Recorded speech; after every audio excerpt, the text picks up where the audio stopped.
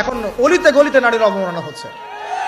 একটা মেয়ে বাসে করে একটা জায়গা থেকে আরেক জায়গায় যাবে, যেতে পারছে না, বাসের ড্রাইভার ওকে রেপ করে রেখে দিচ্ছে।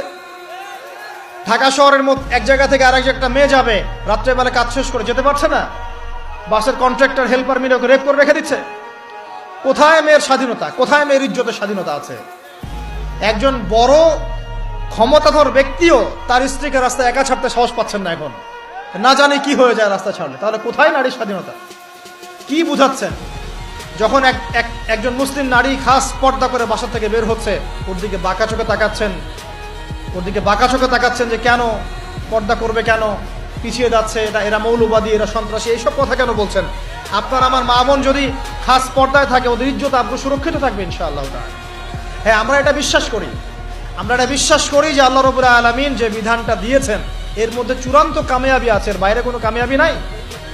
তবে এটা স্বীকার করছি যে বোরখা, জুব্বা, দাড়ি, টুপি রেখেও এক শ্রেণীর মানুষ অন্যায় করে, অবশ্যই অন্যায় করে। কিছু মানুষের অন্যায়ের কারণে পুরো ইসলামকে কলুষিত করতে হবে কেন? আমি স্বীকার করছি যে বোরখা পরেও কিছু মানুষ খারাপ কাজ করে। আমি স্বীকার করছি দাড়ি, টুপি, পাগড়ি, জুব্বা নিয়েও মানুষ খারাপ কাজ করে না? কিছু মানুষের খারাপ কাজের কারণে কি আমরা পুরো ইসলামটাকে কলুষিত করবো নাকি? আল্লাহ পাক বিধান দিয়েছেন পর্দা, প্রিয় মা বোন পর্দা অবশ্যই করবেন।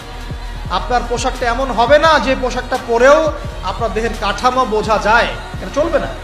আপনার পোশাকটা এমন হবে না যে পোশাকটা পরলে বাহির থেকে ভিতরের অঙ্গ প্রত্যঙ্গ দেখা যায়।